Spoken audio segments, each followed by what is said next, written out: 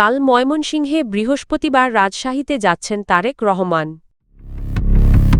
নির্বাচন থেকে সরে দাঁড়ানোর ঘোষণা জামায়াত প্রার্থীর। দলের কেউ অপরাধ করলে রেহাই নেই মির্জা ফখরুল।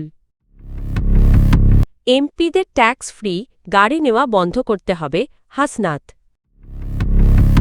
সিট দেওয়ার মালিক আল্লাহ ও জনগণ মির্জা আব্বাস। ত্রয়োদশ জাতীয় সংসদ নির্বাচনকে সামনে রেখে দীর্ঘ ২২ বছর পর মঙ্গলবার ময়মনসিংহে যাচ্ছেন বিএনপির chairman Tarique Rahman. Mymensingh circuit house মাঠে আয়োজিত বিশাল জনসভায় তিনি প্রধান অতিথির বক্তব্য দেবেন। একই ধারাবাহিকতায় বৃহস্পতিবার রাজশাহীতে একটি বড় নির্বাচনী সমাবেশে অংশ নেবেন বিএনপি চেয়ারম্যান।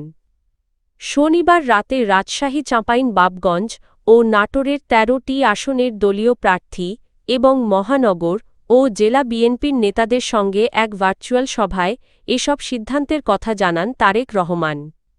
ময়মনসিংহে প্রস্তুতি তুঙ্গে তারেক রহমানের আগমনকে কেন্দ্র করে রোববার ময়মনসিংহ মহানগর বিএনপির উদ্যোগে একটি প্রস্তুতি সভা অনুষ্ঠিত হয়। নগরীর টাউন হলের তারেক স্মৃতি অডিটোরিয়ামে আয়োজিত সভায় সভাপতিত্ব করেন মহানগর বিএনপির আহ্বায়ক অধ্যাপক শফিকুল ইসলাম। প্রধান অতিথি ছিলেন বিএনপির ময়মনসিংহ বিভাগীয় সাংগঠনিক সম্পাদক শরীফুল আলম। সভায় বিভাগের বিভিন্ন জেলার ২৪টি আসনের দলীয় প্রার্থী বিএনপি ও অঙ্গ সংগঠনের নেতারা উপস্থিত ছিলেন।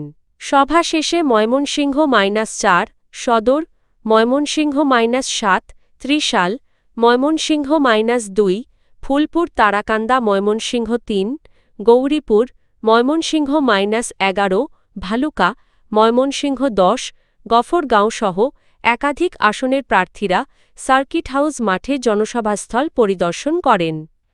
রাজশাহীতে স্মরণকালের বড় ১০ দলীয় জোটের প্রার্থীকে সমর্থন জানিয়ে নারায়ণগঞ্জ-৩ সোনারগাঁও সিদ্ধিরগঞ্জ আসনের জামায়াতে ইসলামীর প্রার্থী ড ইকবাল হোসেন ভূঁইয়া নির্বাচন থেকে সরে দাঁড়ানোর ঘোষণা দিয়েছেন।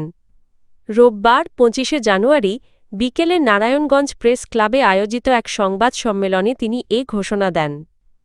আনুষ্ঠানিকভাবে মনোনয়ন প্রত্যাহার করতে না পারায় জোটের মধ্যে সৃষ্ট টানাপোড়েনের পর সংবাদ সম্মেলনের মাধ্যমে তিনি নিজের অবস্থান স্পষ্ট করেন। এই আসনের ১০ দলীয় জোটের প্রার্থী খেলাফত মজলিসের শাহজাহান শিবলিয়ার প্রতীক রিকশা। সংবাদ সম্মেলনে ড ইকবাল হোসেন ভূঁইয়া বলেন, বোনের অসুস্থতার কারণে নির্ধারিত দিনে মনোনয়নপত্র প্রত্যাহারের সময়সীমার মধ্যে নির্বাচন কমিশনে আবেদন করতে পারিনি। সময় পার হয়ে যাওয়ায় আবেদন গ্রহণ করা হয়নি।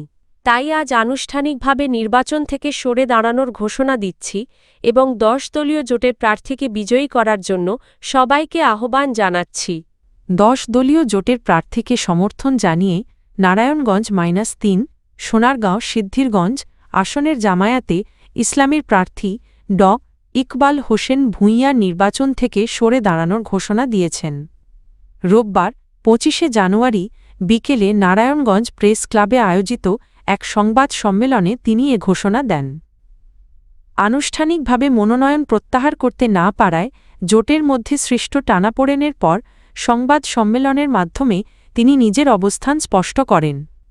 এই আসনে ১০ দলীয় জোটের প্রার্থী খেলাফত মজলিসের শাহজাহান শিবলিয়ার প্রতীক রিকশা।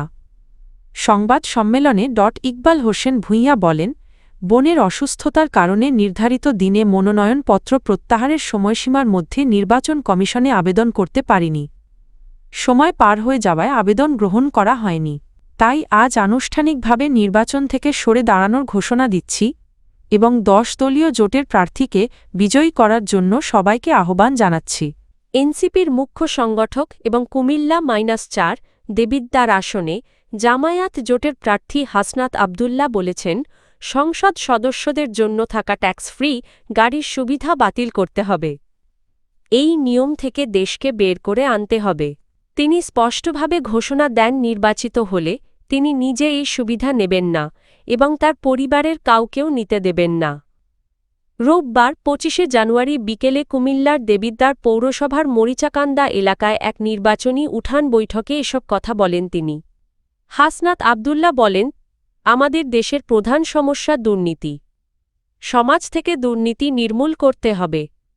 আমার যেহেতু সম্পদ কম, আমি দুর্নীতি করলে খুব সহজেই ধরা পড়ব, তাই দুর্নীতি করার সুযোগও কম। ভোট ভিক্ষা নয়, দায়িত্ব পালনের আহ্বান। ভোট চাওয়ার ধরন প্রসঙ্গে তিনি বলেন, আমি আপনাদের কাছে ভোট ভিক্ষা চাইতে আসিনি। আপনাদের মন চাইলে আমাকে ভোট দেবেন, না চাইলে যাকে খুশি তাকে দেবেন। ভোট হচ্ছে একটি দায়িত্ব, এই দায়িত্ব সঠিকভাবে পালন করতে হবে।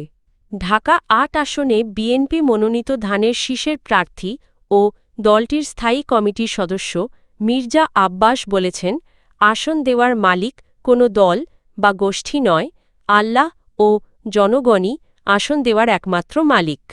জনগণের ভোটই রাষ্ট্র ক্ষমতার একমাত্র উৎস। রোববার ২৫শে জানুয়ারি রাজধানীর মালিবাগ ও শাহজাহানপুর এলাকায় ধানের শীষের পক্ষে গণসংযোগকালে সাংবাদিকদের সঙ্গে আলাপকালে তিনি এসব কথা বলেন। এর আগে তিনি শাহজাহানপুর রেলওয়ে কলোনি মৈত্রী সংঘ মাঠে একটি প্রীতি ফুটবল ম্যাচের পুরস্কার বিতরণী অনুষ্ঠানে অংশ নেন। মির্জা আব্বাস বলেন, ১,৯৯,১১,৯৯৬ ও ২০০১ সালে এলাকার জনগণ যেভাবে আমাকে ভালোবেসে ভোট দিয়েছিলেন, আজও তারা আমার ও আমার দলের কার্যক্রম বিবেচনা করেই ভোট দেবেন ইনশাআল্লাহ।